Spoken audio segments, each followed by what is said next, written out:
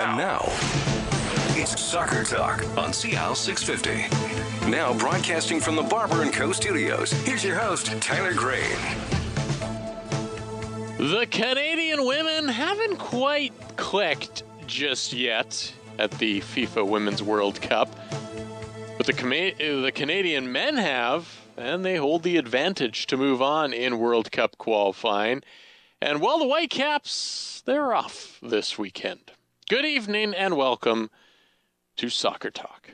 Right here on CL 650 Radio in Vancouver as we broadcast from the Barber & Co. studios. My name is Tyler Green. You can find me on Twitter at TylerGreenFC.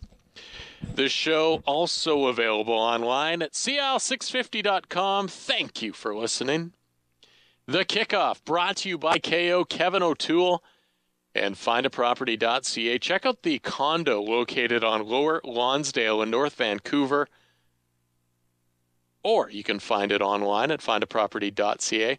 That's Kevin O'Toole, licensed realtor with Royal LePage Sussex. Kevin O'Toole, whether you're buying or selling a home, or if you just want to talk some soccer, that's what Kevin O'Toole can do for you. Findaproperty.ca. All right, the Canadian women played New Zealand to a scoreless draw earlier this week. It was one of those matches that Canada should have, could have, had, but they just haven't played well enough right now. They got the penalty after the chance to win it. Couldn't make it happen against New Zealand. Defensively, pretty solid. But they couldn't generate enough offense to score anything. And that is a big problem. It was what a lot of people, and Simon and I included, were talking about pre-tournament. If it's not Christine Sinclair that's getting you the goals, where are they going to come from? Somebody needs to step up. It was supposed to be Sophie Schmidt. That hasn't happened through 2 games. So it quite possibly needs to be somebody else.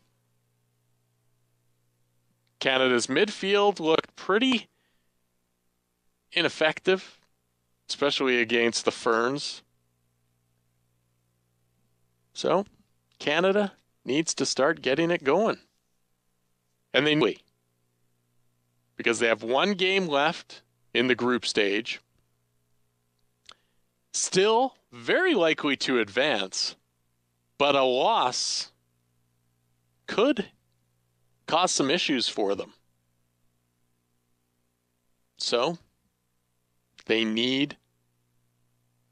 definitely need to win, and they need to get things right if they want to advance not only out of the group stage, but in this tournament itself, beyond the first knockout stage. And it leads us to tonight's Barber poll, brought to you by Barber & Co. Are you disappointed with the Canadian women's national team's performance so far at the FIFA Women's World Cup? The Barber poll is presented by barberandco.ca. Tweet us your thoughts with the hashtag Barber poll on Twitter at SoccerTalk650, at TylerGreenFC, at SimonFudge74. The Barber poll is brought to you by Barber & Co., Gastown, Yaletown, the Financial District, Cambion 18th, and on the corner of Main and 12th. Find them on Twitter at Barber & Co.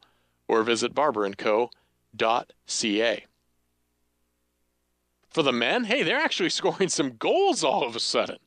2, in fact, to beat Dominica in the first leg of World Cup qualifying in that 2-leg affair to move on to, well, meet the big boys.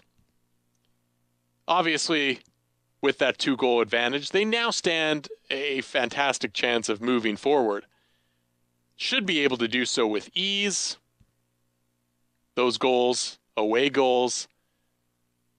But Tuesday, the second leg in Toronto at BMO Field. Should be a good one. Milan Borjan not able to play after picking up a red card in the first leg after it was felt that he handled the ball outside the area. Kenny Stamatopoulos, likely the goalkeeper in that second leg, shouldn't be too busy in it. Perhaps he might have to come up big, who knows, but Canada getting some goals. Kyle Larin been scoring in Major League Soccer with Orlando City and gets a goal for Canada in World Cup qualifying. Tesho Akindele started, cap tied now for Canada. Russell Teibert scoring from the penalty spot. Vancouver Whitecap getting in some action there. They actually took Russell Teibert out when Borjan got a red card, made the switch to put Kenny in goal. I kind of would have liked to see Russell Teibert go in goal. All 5'6" of him. It wasn't like Canada was being peppered with shots that they needed to bring in a goalkeeper. They could have put an outfield player in. I would have. Next time I talk to Russell, I'm going to ask him, were you kind of hoping to go in net when Borjan got the red? Instead, he was subbed off. Canada wins it 2-0. As mentioned, the second leg on Tuesday. No TV broadcast of the game. It'll be live streamed. Free Gavin Day, did the first leg, basically filmed it, videoed it, and did the play-by-play all at the same time. Not going to happen on Tuesday. They're bringing in some other people. Free Gavin. Now, with that Canadian men's national team, a few MLS players involved perhaps affected the way you put together your fantasy league team for this week. And if you are in MLS Fantasy, don't forget to join up and sign up. The Soccer Talk Fantasy League June contest finished 7th overall in the month of June. And you could be walking away with an Umbro Canada prize pack. Visit facebook.com/SoccerTalkFan for the full details on the Soccer Talk Fantasy League and find the latest Umbro products at umbro.com. Also off this weekend, the Vancouver Whitecaps, so I'm hoping that you changed your fantasy league team. I did not. I have a few Whitecaps players in my lineup, so I will likely not finish 7th overall for the month of June because I have neglected my team for yet another weekend. I am very much a mid-level to relegation type fantasy league team because there are times when I do not pay attention to my fantasy team. Simon, I think, pays attention to his fantasy team very closely. Still does not do very well. Our next guest, Harjit Johal, was the top media member in the Fantasy League contest last year. This year, she's doing okay. She's making changes up until the deadline. A minute to go and she's making changes. But we're not going to talk MLS. No! Hard journalist on Twitter, Harjit Johal, is going to join us to talk Canadian women's national team in about 20 minutes from now. But up next, my co-host, Goal.com writer, Simon Fudge, is going to join us on the program, and Simon and I are going to go head-to-head with the starting 11 next. Follow us on Twitter at Soccer Talk 650 and at Tyler Green FC. This is Soccer Talk on CIL 650. Coach education continues to be a major priority for BC Soccer as mandated age-specific coach education is required by June 1st, 2016. BC Soccer offers and delivers Canada Soccer's national certification courses within the community sports stream, focusing on long-term player development stages, including active start, fundamentals, learn to train, and soccer for life. For more information on BC Soccer's coaching courses and registration, visit bcsoccer.net/coach or talk to your local soccer club, league, or district.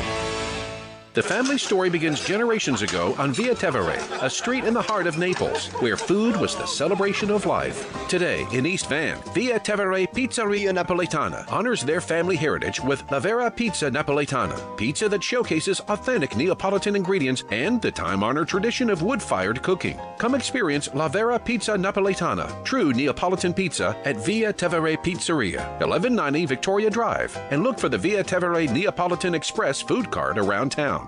Not that your stylist at the salon isn't doing a good job, but man, you deserve the big red leather barber chair experience of Barber & Co. Here's how it works. Go to barberandco.ca. Book your appointment at one of the 5 barber shops in Gastown, Yaletown, the Financial District, Cambie at 18th, and now Main Street and 12th Avenue. You can just walk in, too, and get your hair cut, hot shave, buzz cut, fade, or beard trim experience. A great wedding party idea, too. barberandco.ca. What do you want? A balcony so high it looks down into soccer matches at BC Place. A pub I can walk to with a dozen big screens. Kevin O'Toole has created findaproperty.ca to help you find it. Designed to be simply straightforward, findaproperty.ca is an invaluable tool. That's Kevin O'Toole, Royal LePage, Sussex, for buyers and sellers in the greater Vancouver area like you. So find what you want. A backyard big enough for my own soccer pitch. At findaproperty.ca. As soon as you see the first kick and hear the crowd chanting, you realize there's no other sporting atmosphere in Vancouver like this. Vancouver Whitecaps FC 5-pack start at just $149. Choose any 5 regular season home matches and save up to 32% over buying individual match tickets. Get your tickets now at whitecapsfc.com/tickets. It's the perfect team. Destination Mazda and Tyler Green. Get them working for you to find the perfect vehicle to fit your needs, whether it's a new Mazda or pre-owned vehicle. With 0% financing, up to $1,000 in conquest dollars on select models, and Mazda's unlimited warranty, you've got to see Tyler Green at Destination Mazda. 1595 Boundary at First in Vancouver. Or email tgreen@destinationauto.ca to book an appointment. Or test drive the Mazda 3, CX-5, or all-new CX-3. Tyler's got yours.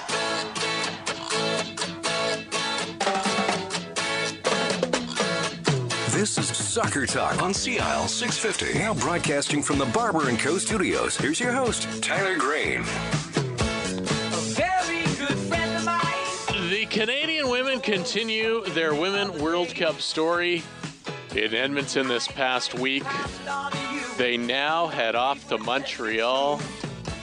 And we discussed that with Harji Johal at about 10:30 as the Canadian women play their final group stage match in Montreal.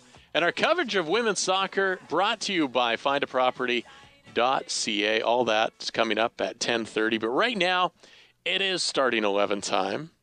Brought to you by Destination Mazda. You can tweet us your thoughts on the starting 11 on Twitter at Tyler Green FC. At Soccer Talk 650, or to my co-host, as we now welcome Goal.com writer Simon Fudge to the program, at Simon Fudge 74. And Simon, we start with number 1. How much did Canada's scoreless draw with New Zealand on Thursday impact your expectations of John Herdman's squad at this Women's World Cup?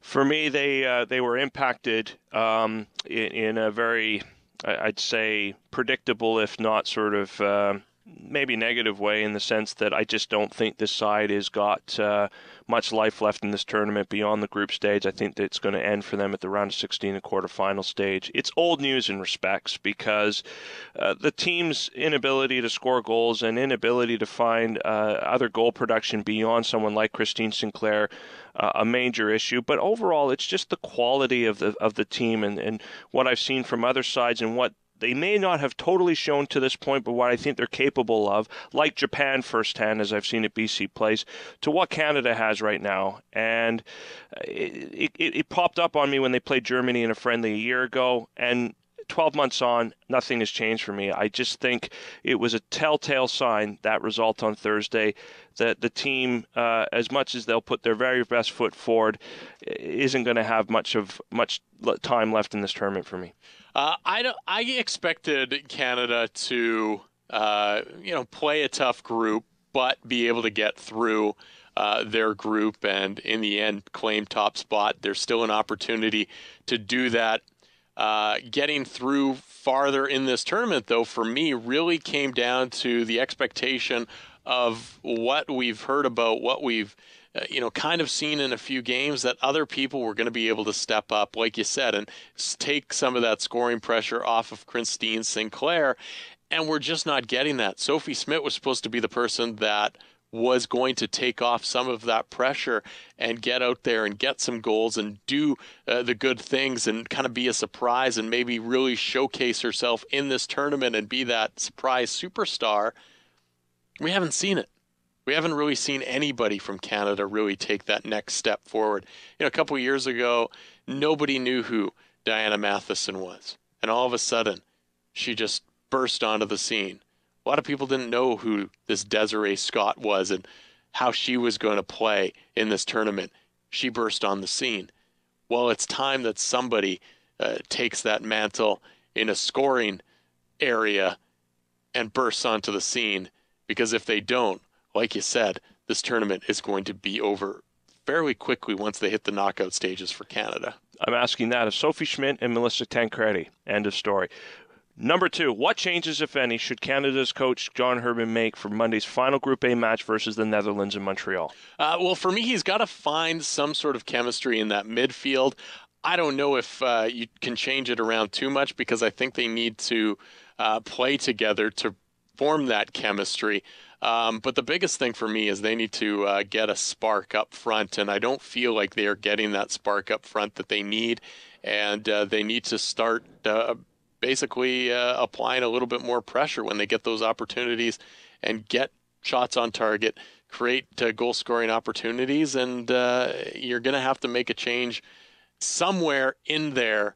But I really don't know what he's got that is going to be able to be that difference maker, because we haven't really seen it from anybody just yet. I was actually quite impressed by what my Goal.com colleague Nick Sabetti wrote after the game on Thursday. He made a suggestion that with Tancredi and Janelle Foligno coming out, that they should potentially consider going to a 4-3-1-2 formation in which Adriana Leon partners Sinclair up front. Sophie Schmidt plays as a withdrawn striker in the one position, and that's Kaylin Kyle comes in the middle three, midfield in front of the back four, to try and get something changed around. It was an idea that was put out there, I'm sure, of a number of different ideas that people are considering, but I thought it was actually a very good one. I think Adriana Leon has earned the opportunity to get a start, because I think certainly off the bench she has given a positive impact, and I think Kaylin Kyle as well, and I think there's at least a couple changes there worth making, I think, for John Herdman, because he needs to get something sparked here, because it looks pretty flat, and if it continues to be flat, as you say, their time in this World Cup is going to come to a very brief end. Number 3, which team has surprised you in a positive or negative way at this Women's World Cup so far?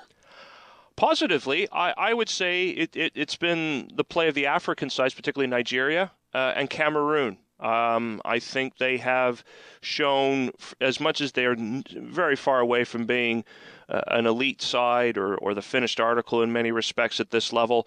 A lot of ingredients that gives them the sense that they could have potential in the future, and maybe even have some say in how things unfold here in the knockout stage, especially watching Cameroon firsthand. It's been really tremendous to see them take the game to their opposition, destroy Ecuador as they did. But even last night against Japan, if they had scored their first goal to get back in the game, maybe even 5 minutes before the end, I think they might have had a chance to pull off a surprise and get a draw.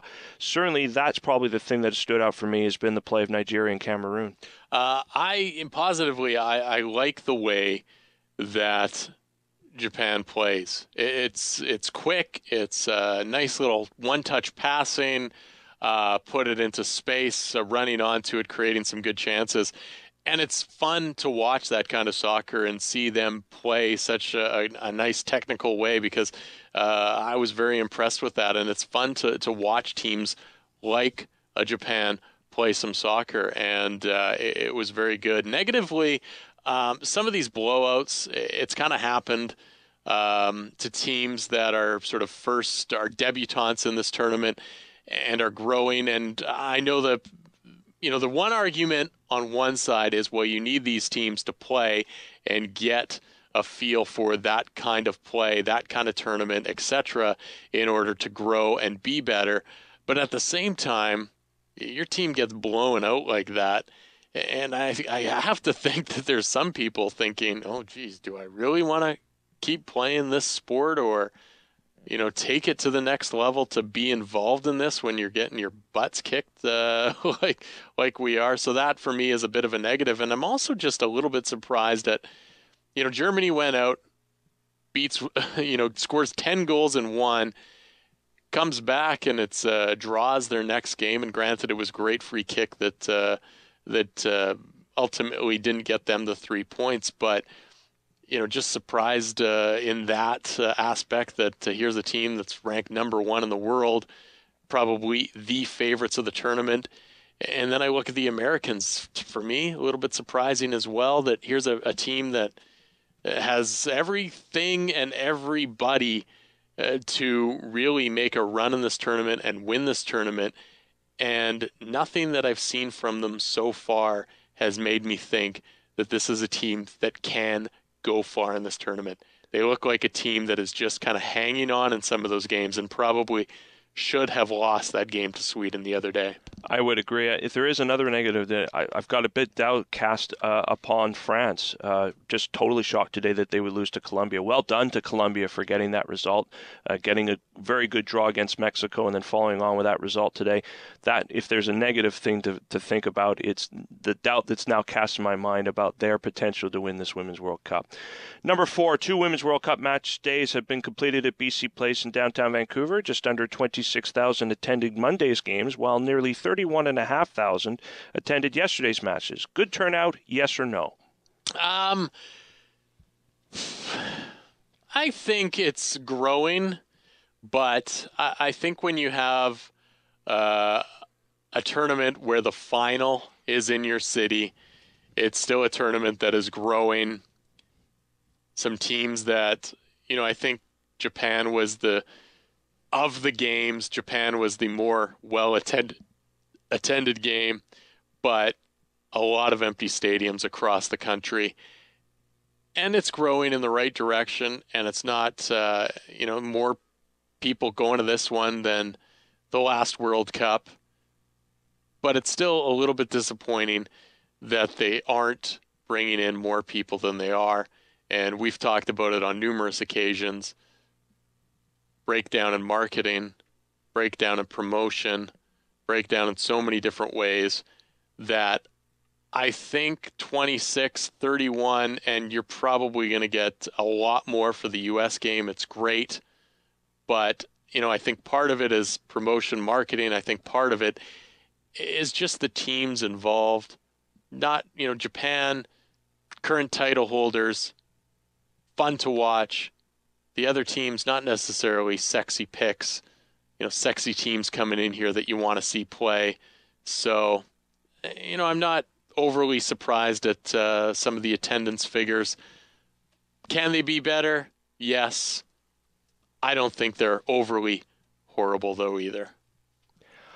I'm going to say that it is a disappointment. I think if the marketing and the promotions, and we've gone on about this before, had been done and done properly, a lot of visible marketing, and particularly in this marketplace, as in all the other 5 marketplaces that are hosting games, I had an expectation that over 40,000 attended those first 2 match days. And I think that could have been achieved if the marketing had been strong enough, particularly from the start of the calendar year till now. The fact that it was far short of that 40,000 line, to me, is a clear reflection of what was not done by the organizing committee in terms of trying to promote this tournament, and the lack of know-how in order to promote such an event, and what you have to do in order to make sure you get significant bums on seats. They're going to go on about the fact they've already got 1 million tickets sold, and they're maybe close to getting to 1.5 million, but couldn't their target have been 2 to 2.5 million total seats sold for all the games in this tournament? To me, it's sort of reaching towards the bottom, I think, as one person had said to me about the targets that they went for. To me, in some ways, it's very disappointing, because it felt in a lot of ways a very empty stadium, and it wasn't the only stadium that looked quite empty. Montreal, particularly in the first match day, looked very empty. So I think more could have been done, and the fact that it doesn't very much was reflected in the attendance numbers that we saw. Yeah, Winnipeg looked very empty up until the U.S. took the field, and then it got pretty packed for that as well. So, attendance hasn't been great, but, it's building on what it was. And, I don't think you can say you're going to triple or quadruple what it was in previous tournaments. But stepping in the right direction, but still, like you said, can be better. Number 5, with a 2-0 aggregate lead from the first leg in Dominica, Canada look in good shape to make the next round of 2018 World Cup qualifying, should head coach Benito Floro make many changes for Tuesday's second leg at BMO Field in Toronto. No, I don't think so. I think this is an opportunity to, as he's trying to shape the core of his team, the core of the players he can start with, try and continue with very much the lineup that he went with against Dominica in the first leg. It caused the Dominicans a huge amount of problems anyway. The problem that Canada had in only getting a 2-0 win was that they just didn't finish. They had at least half a dozen quality chances on top of the goals that they scored to run away with a very comfortable aggregate win, which could have then maybe brought a more experimental lineup that could be played potentially in the second leg. But I think he needs to stick predominantly with the lineup that he is, certainly with the outfield 10 players. And we know that he'll have to change the goalkeeper and likely give Kemi Stamatopoulos a start for the suspended Milan Boran. But I think in many ways he's trying to shape of what his team is going to look like, how they're going to attack World Cup qualifying, maybe in some respects as well next month's Gold Cup. And he, I think, needs to remain consistent. I would agree. Consistency is key. Even if they had won big numbers, I would have still said he should go with a lineup that is consistent because, like you said, here's a team that needs to build.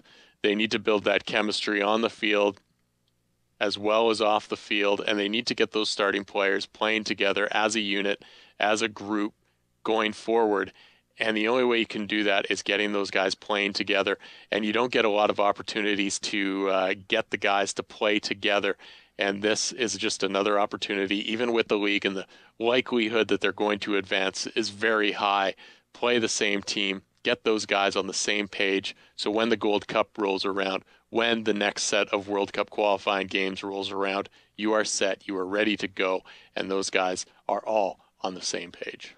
Number 6, is it embarrassing that Canada's second leg versus Dominica at BMO Field on Tuesday won't be broadcast on regular television? It's a little bit embarrassing, I think, like when you look at the fact that here's a national team game, here's a game that is a World Cup qualifier, granted the very early stages, and it is not on proper television, I think is a little embarrassing.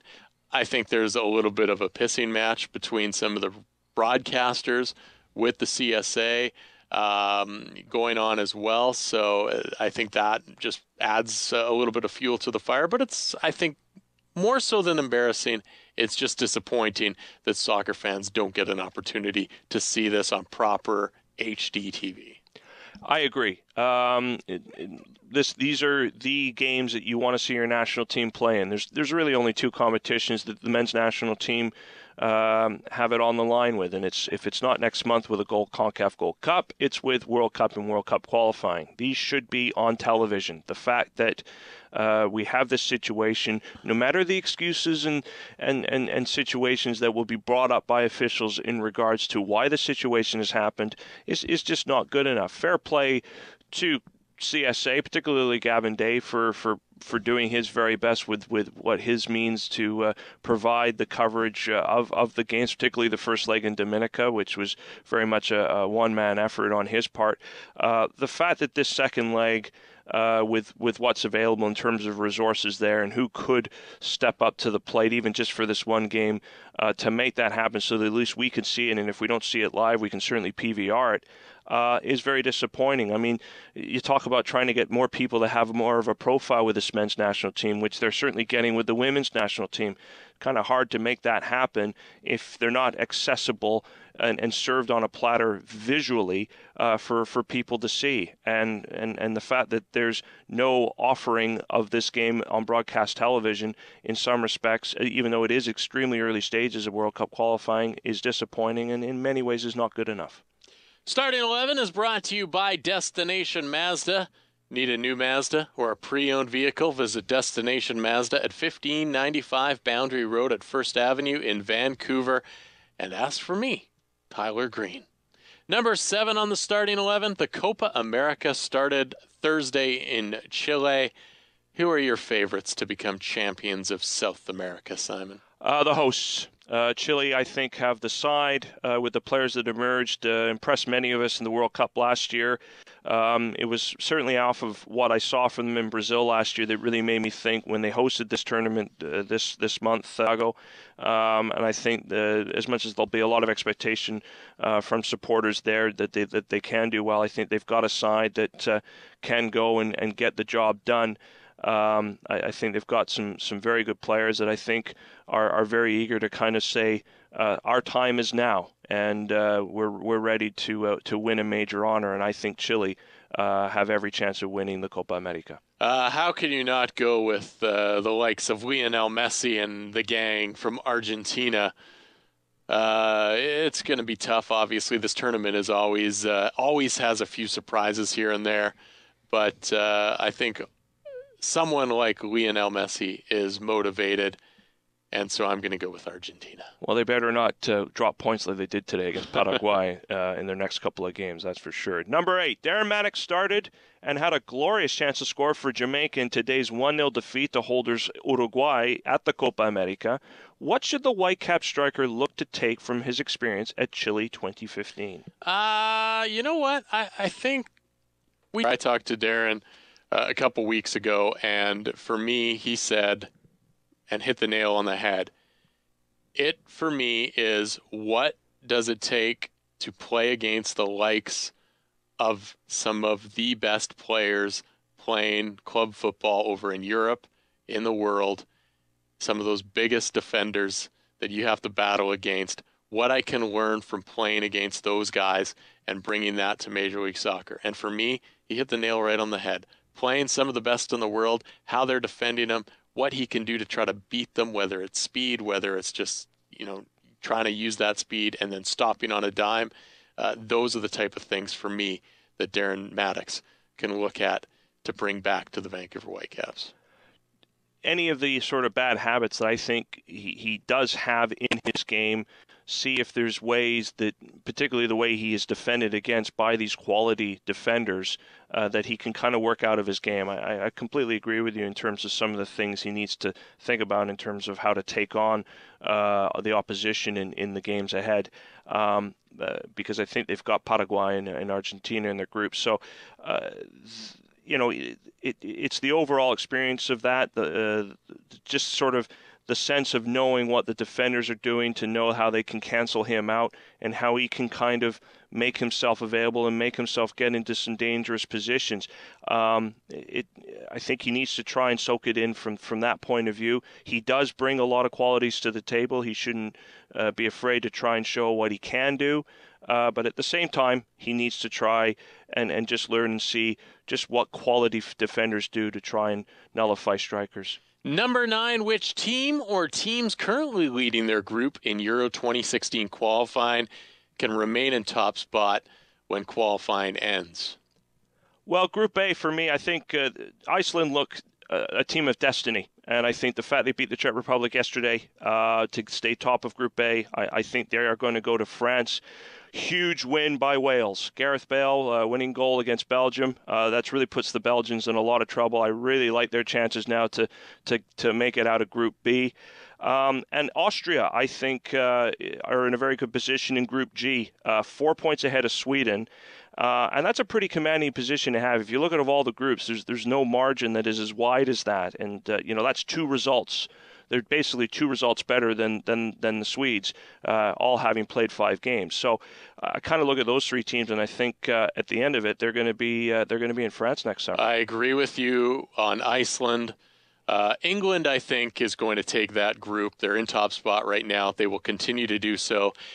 And I'm just going to throw out Romania as a team that currently leads their group and is somehow going to remain on top and find themselves qualified for Euro 2016 in France. Number 10. The European Under-21 Championships begin on Wednesday in the Czech Republic. What are you expecting to see in this 8-team competition? Well, not very many new teams. It always seems, I always look at it, and it always seems to be the same teams in this tournament year in, year out. But I always look for good competition. For me, I'm really keen on 2 players. A guy that just won the Champions League trophy in with Barcelona is the goalkeeper for Germany. And to me, that is just so impressive to have this young kid who is going to be playing in this tournament as your goalkeeper. And the other one is Harry Kane. I want to see what Harry Kane can do in this tournament. There's so much talk about Harry Kane and getting a chance for the senior England squad. Now he's going to be playing for that U21 squad. I want to see what he brings. But I just have to think, the one biggest thing that I like to look at in this tournament is there's always 1 or 2 players that really make their mark. And I can't wait to find out who they are this time around. Could basically agree on all your points. Ter Stegen in goal for Germany. Will that make a difference? And then maybe going on to win a European Under-21 title. I mean, what a season would it be for him if that ends up happening? And Harry Kane. Can he actually be the England striker of the future that I'm sure all England fans want? We need to see what he can do at this level. I think he's made a very good decision to make the commitment to play in this tournament. I think it is very good for his development because his name is being floated about right now with a potential summer move somewhere. I think who are the players that are going to emerge from this tournament? It's going to be really interesting to see. And finally, number 11 on the starting 11, NASL Soccer is returning to Puerto Rico next year after NBA star Carmelo Anthony announced Puerto Rico FC will become the league's 13th franchise. Simon, how big is this deal for NASL? It's huge, especially with the dark shadows that they've had to come out of from the Traffic Sports association and all of the FIFA corruption scandal that has been tied to that.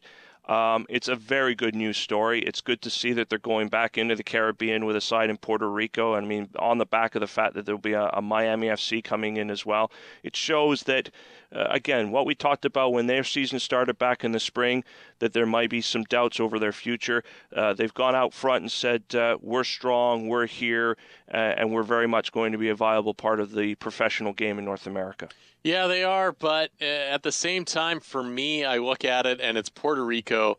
It's not a team based in the United States, and I think if they want to continue to grow, that's where they need to grow. They need to really solidify themselves in the USA and really push forward there. So it's great. It's nice.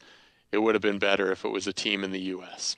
All right, that does it for the starting 11. Up next, Canada has 4 points after 2 matches, and we will break it down with Harji Johal, plus chat with her about the rest of the World Cup tournament happening right now in Canada. She's staying up late, joining us live from Montreal. She has a bit of a poutine hangover, but she will be joining us next. Follow us on Twitter at Soccer Talk 650 and at Tyler Green FC. This is Soccer Talk on CIL 650. It's the perfect team. Destination Mazda and Tyler Green. Get them working for you to find the perfect vehicle to fit your needs, whether it's a new Mazda or pre-owned vehicle. With 0% financing, up to $1,000 in conquest dollars on select models, and Mazda's unlimited warranty, you've got to see Tyler Green at Destination Mazda. 1595 Boundary at First in Vancouver. Or email tgreen@destinationauto.ca to book an appointment. Or test drive the Mazda 3, CX-5, or all-new CX-3. Tyler's got yours. This summer, Canada's women's national team will be wearing Umbro jerseys as they play for glory in the world's most prestigious tournament. Umbro, the official uniform and gear supplier to the Canadian Soccer Association, is a supporter of all soccer, from local teams to the world stage. It's also the name worn by the world's top players. If you want your club to play a world-class game, equip and dress them in world-class gear. Find it at umbro.com. Umbro, tailoring football since 1924. The Straight Razor Shave, a leading man classic. Steady hand coaxing the rugged face back to smoothness. This nearly lost art has found revival at Barber & Co.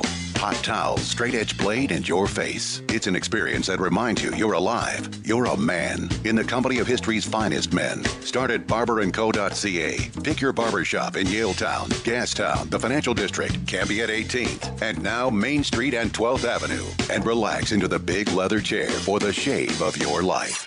What do you want? A balcony so high it looks down into soccer matches at BC Place. A pub I can walk to with a dozen big screens. Kevin O'Toole has created findaproperty.ca to help you find it. Designed to be simply straightforward, findaproperty.ca is an invaluable tool. That's Kevin O'Toole, Roy LePage, Sussex, for buyers and sellers in the greater Vancouver area like you. So find what you want A backyard big enough for my own soccer pitch. at findaproperty.ca.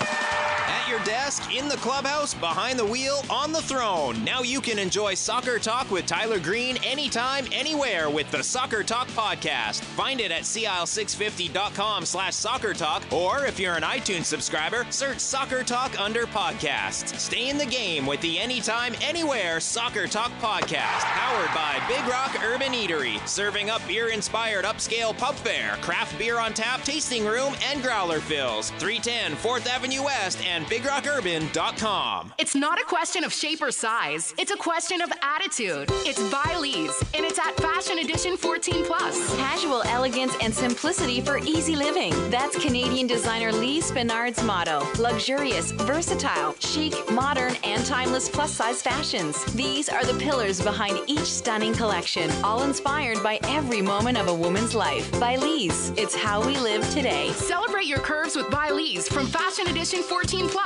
in Vancouver, Langley, and South Surrey.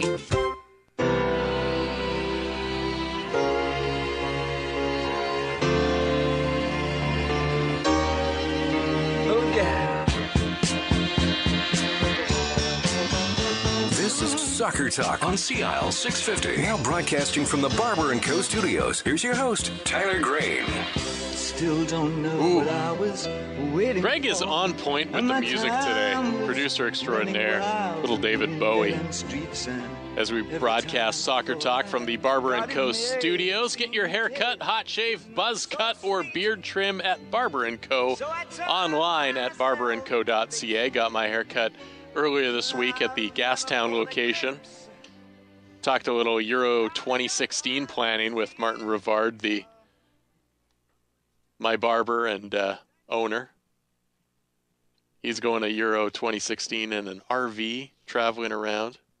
I will be staying at 5-star hotels because I have a friend who works for very fancy hotels. And it's called The Discount. And you like being pampered. I do. Glamping. Glam Camping is what it's called, I think. You can weigh in on the Barber poll question as well, brought to you by Barber & Co. Are you disappointed with the Canadian women's national team performances so far at the FIFA Women's World Cup? Let us know at Soccer Talk 650, at Tyler Green FC, at Simon Fudge 74.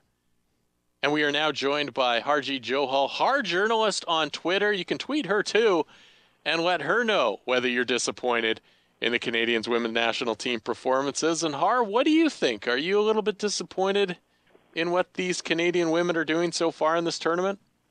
Yeah, to answer your poll question, I would say definitely I am disappointed. They've had, 6 months to prepare for their group stage matches, and thus far they've not been able to score from open play. I will say their defense has been top-notch, very good. So in that regard, they've not been disappointing, but finishing and getting the ball in the opposition's back of the net, they've got a lot of work to do, and clearly they're not on the right page in that regard. Har, all pre-tournament we heard Sophie Schmidt is ready to step up and have a great tournament, score some goals. Through 2 games, do we have to start looking at somebody else, or do we just look at anybody else right now? I don't really think there is anybody else you can look at. You've got what you've got, and you have to ask the likes of Sophie Schmidt and Melissa Tancredi and Celino and Leon to step up. Someone's got to score a goal, so whether it be Sophie in the midfield or even Christine up top, someone's got to get it done. It doesn't matter who it is. It could be a fullback, anyone. Just score a goal. We are talking to Harjeet Johal on Twitter, at Har Journalist. She writes for a variety of publications, and she joins us. She is one of our Women's World Cup insiders here on Soccer Talk on CL 650. My name's Tyler Green, and Simon Fudge joining me alongside. Har, some suggestions of trying to maybe bring Adrienne Leon and maybe Kaylin Kyle into the lineup, maybe at the expense of Foligno and Tancredi. Would those types of changes be of a good idea for John Herdman to make on Monday? Yeah, I think they would be a very good idea. Melissa Tancredi looks a bit slow, a tad behind. We saw that chance she had 1v1 with the keeper, and she was a bit slow reacting and getting her shot off. She also slept. So I think the fresh legs and the young blood of Adrienne Leon would definitely help. Kaylin Kyle in the midfield, she's definitely a lot better at defending than she is getting forward. So if you bring her into the midfield, perhaps you can push Sophie Schmidt a bit forward and have Kaylin in there defensively. So, yeah, those are a couple of changes that you could definitely see on Monday.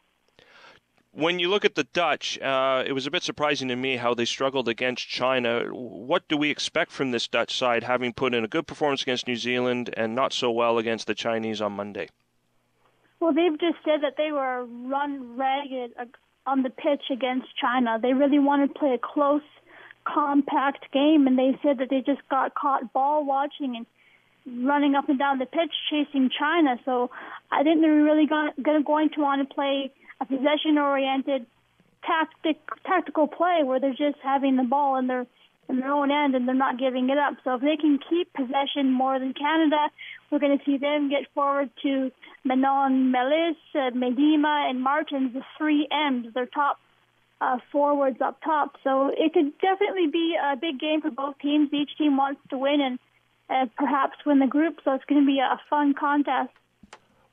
Where do you see Daniel Vandendonk fit in being an influential person on the pitch on Monday night? I see her as an attacking midfielder, so right behind the strikers, doing her best to feed the ball up top and also receiving it from the midfielders. She's a big essential part. She's the glue, so she's going to have a tremendous game if she's got the ball and she's able to distribute it and connect with those forwards. Harjeet Johal, at Har Journalist on Twitter. She writes for Red Nation Online, Equalizer Soccer.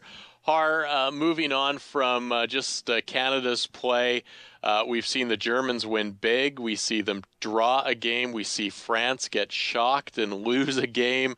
The Americans just not firing on all cylinders. Japan, the first team to qualify for that next round. Which has, I guess, been the biggest surprise for you in their play?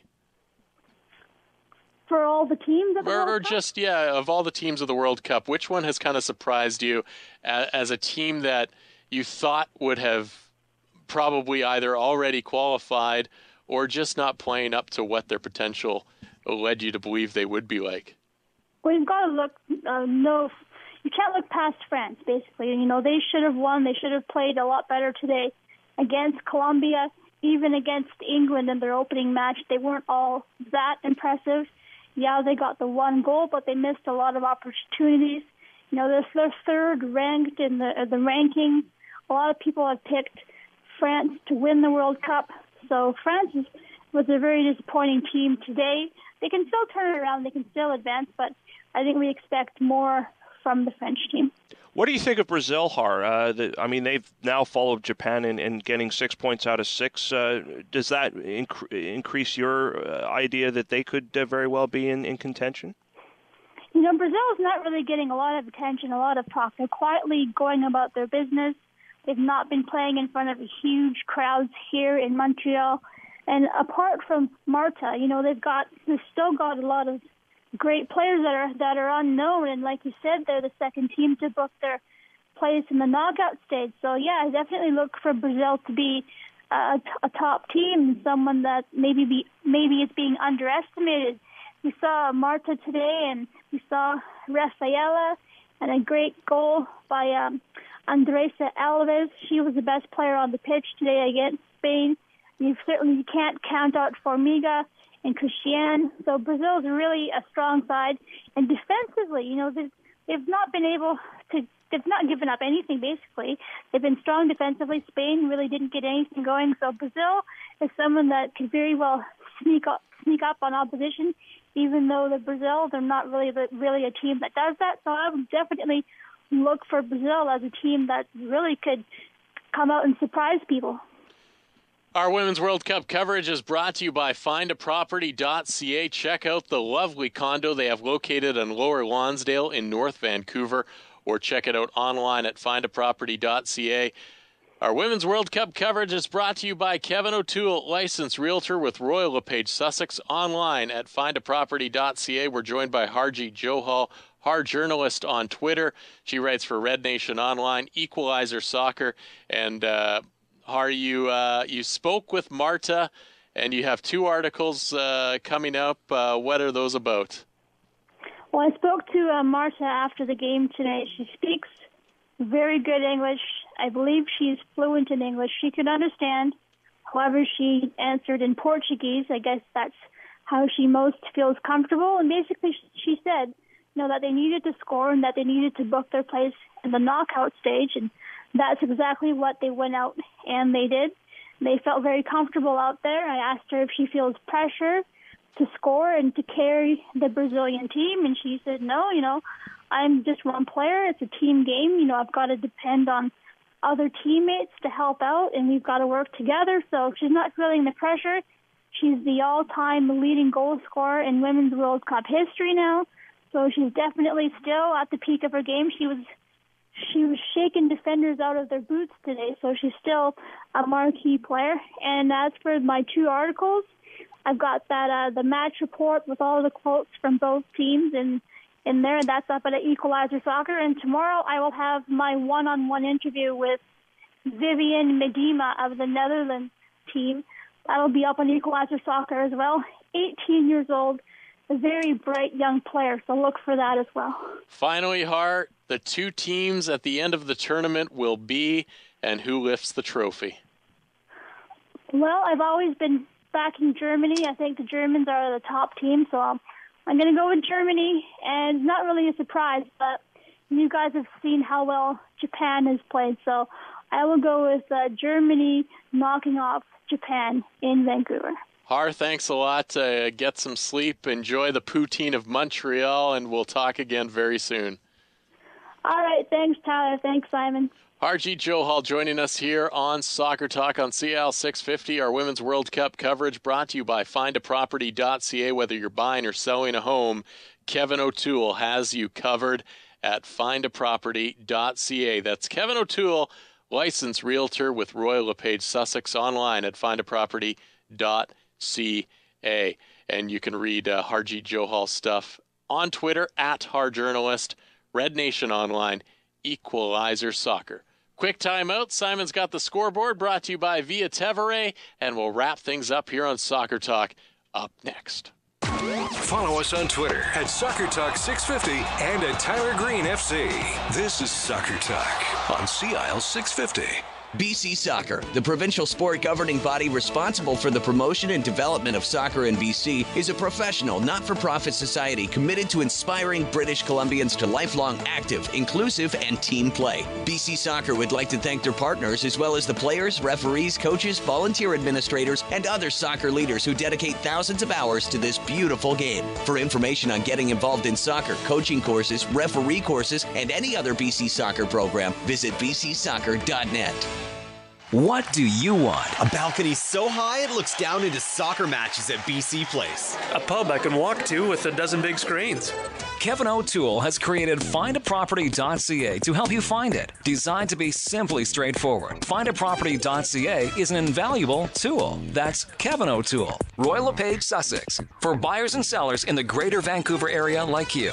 So find what you want A backyard big enough for my own soccer pitch. at findaproperty.ca.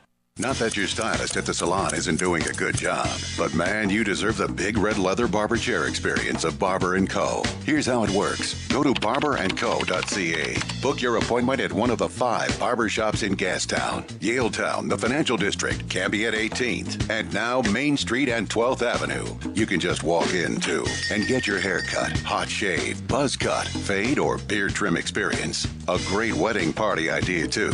barberandco.ca.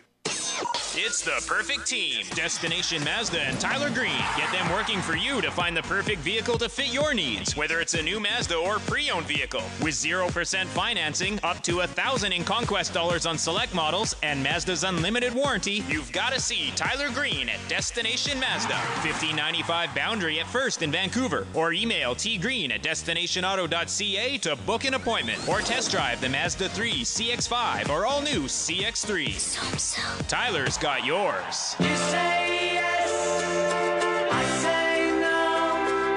You say stop, and I say go, go, go. This is Soccer Talk on CIL 650. Now broadcasting from the Barber & Co. studios. Here's your host, Tyler Green. You say goodbye, and I say hello, hello, hello. It is time for the final cut, brought to you by Barber & Co. on Twitter at Barber & Co. 5 full-service barbershops for your big haircut, hot shave, buzz cut, fade, and beard trim. Get the ultimate barbershop experience. Again, 5 locations to serve you in Gastown, Yaletown, the Financial District, Cambie and 18th, and the new spot on the corner of Main and 12th. That's barberandco.ca. And for the final cut, we simply go to Simon with the scoreboard. Women's World Cup, big upset today in Group F. France being beaten by Colombia 2-0 in Moncton. On Monday, Canada's group will conclude. They play the Netherlands in Montreal, while China will play New Zealand in Winnipeg. Both kick off at 4:30 p.m. Pacific time. On Tuesday, the next game at BC Place will be at 5 p.m. on Tuesday night, Nigeria against the United States. In Euro 2016 qualifying, last night, Wales defeated Belgium by 1-0, while today the Republic of Ireland drew 1-1 with Scotland in Dublin. And a huge upset, Faroe Islands beating Greece by 2-1 at home. Both home and away wins for the Faroes in that group. That's Group F. Copa America, Group B action today. Uruguay beat Jamaica by 1-0. The holders, and also Argentina were held to a 2-2 draw by Paraguay. In Group C, Brazil play Peru tomorrow. Under-20 World Cup quarterfinal action and 2 penalty shootout victories. Brazil beating Portugal 3-1 in PKs, while Mali beat Germany 4-3 in PKs to go to the semifinals. The feature game in MLS, Seattle Sounders, top of the tree in the league now, 3-0 win over FC Dallas tonight at CenturyLink Field. And in the NASL, it was Indy 11-3, FC Edmonton 0, and San Antonio Scorpions drew 0-0 with the Ottawa Fury. Via Tevere, that is who the scoreboard is brought to you by. Via Tevere, Pizzeria Napolitana, 1190 Victoria Drive, serving up true wood-fired Neapolitan pizza in East Vancouver. For the crew here at Soccer Talk, my co-host Simon Fudge. You can find him at goal.com and on Twitter at SimonFudge74. producer Greg the Hammer Ballack. As always, a special thank you to Thomas Rage and Fred Anco. My name is Tyler Green. You can read me in 24 hours on Wednesday and follow me on Twitter at TylerGreenFC. Be sure to download the Soccer Talk podcast. It is powered by Big Rock Urban, whether it's before or after the big game. Big Rock Urban is just a 10-minute walk from BC Place, and they've got those tasty growler fills. Find them at 310 4th Avenue West, online at BigRockUrban.com. The podcast, well, you can find that on iTunes. Just search Soccer Talk. We return next Saturday at 10 p.m. right here on CL 650. The Straight Razor Shave, a leading man classic. Steady hand coaxing the rugged face back to smoothness. This nearly lost art has found revival at Barber & Co. Hot towels, straight edge blade, and your face. It's an experience that reminds you you're alive. You're a man in the company of history's finest men. Start at barberandco.ca. Pick your barber shop in Yaletown, Gastown, the Financial District, Cambiet 18th, and now Main Street and 12th Avenue. And relax into the big leather chair for the shave of your life. It's the perfect team. Destination Mazda and Tyler Green. Get them working for you to find the perfect vehicle to fit your needs, whether it's a new Mazda or pre-owned vehicle. With 0% financing, up to $1,000 in conquest dollars on select models, and Mazda's unlimited warranty, you've got to see Tyler Green at Destination Mazda. 1595 Boundary at First in Vancouver. Or email tgreen@destinationauto.ca to book an appointment. Or test drive the Mazda 3 CX-5 or all-new CX-3. Tyler's got yours. What do you want? A balcony so high it looks down into soccer matches at BC Place. A pub I can walk to with a dozen big screens. Kevin O'Toole has created findaproperty.ca to help you find it. Designed to be simply straightforward, findaproperty.ca is an invaluable tool. That's Kevin O'Toole, Royal LePage, Sussex, for buyers and sellers in the greater Vancouver area like you. So find what you want. A backyard big enough for my own soccer pitch. At findaproperty.ca. Hi, I'm Jack McIver. All dishwashers are not created equal. And then 7 years ago, I found Ariston with a 2-year full guarantee, made in Italy and priced from only $6.95 with an all stainless steel interior. And since then, I settle for less. Ariston from McIver's. McIver's, 610 Southeast Marine Drive. Call 879-5222 or find us on the net at mcivers.biz.